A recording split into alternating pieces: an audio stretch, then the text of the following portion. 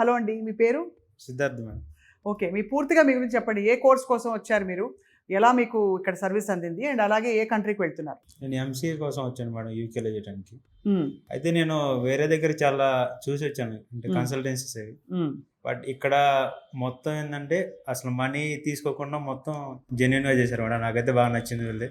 40 lakhs loan కూడా approve అయింది. హ్మ్. అయితే నా డ్రీమ్ ఇప్పుడు ఫుల్‌ఫిల్ అవుతుంది మేడం. నేను మాస్టర్స్ చేయాలి ఫారెన్‌లో అబ్రాడ్‌లో అనేది. Right. Thanks to wishes madam. Wishing you all the best అండి. మీ పేరండి? నా పేరు పూజారి గణేష్ నాయక్ మ్యామ్. నేను లాస్ట్ ఇయర్ మా ఫాదర్ వచ్చి చూసారు ఇక్కడ. నేను మా ఫాదర్. వాళ్ళు ప్రాసెస్ అంతా చెప్పారు. మీకు ఇలా ఉంటుంది. అకామిడేషన్ గానీ, కాలేజ్ తరపు నుంచి గానీ మీకు అంతా సపోర్ట్ ఉంటుంది. మా ఫాదర్ ఆల్రెడీ వేరే కన్సల్టెన్సీ చూసాము జర్మనీ మీద. కానీ నేను చాలా 1 ఇయర్ వరకు చూశాను. ఎటువంటి రెస్పాన్స్ రాక మా ఫాదర్ సోషల్ మీడియాలో ఇలా చూశారు. వాళ్ళ నెంబర్ తీసుకొని వచ్చి కన్సల్ట్ అయ్యాము.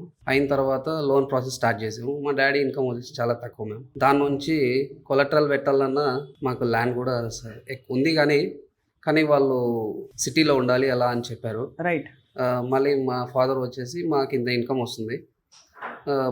బ్యాంక్ ప్రాసెస్ స్టార్ట్ చేశారు. 15 డేస్లో మాకు లోన్ శాంక్షన్ 38 lakhs శాంక్షన్ అయిపోయింది. శాంక్షన్ హ్యాపీగా ఉన్నారు అయితే చాలా. హ్యాపీగా. మా ఫాదర్ అనుకున్నారు మ్యాక్సిమం లోన్ రాదు, ఇన్కమ్ చాలా తక్కువ ఉంది. కానీ మా ఫాదర్ ఏదో అవుతుంది కదా నాన్న, వస్తే ట్రై చేద్దాం అని చెప్పేసి ట్రై చేసాం. వచ్చి శాంక్షన్ అయితే అయిపోయింది. దాని తర్వాత కాలేజ్కి 15 డేస్లో వస్తుందని చెప్పారు. కానీ 1 వీక్లోనే వచ్చేసింది. అలా 3 కాలేజెస్ వచ్చేది. University of Greenwich, Coventry university, Northumbria, Newcastle, ఈ 3 వచ్చేసాయి. ఒకటేసారి వచ్చాయి.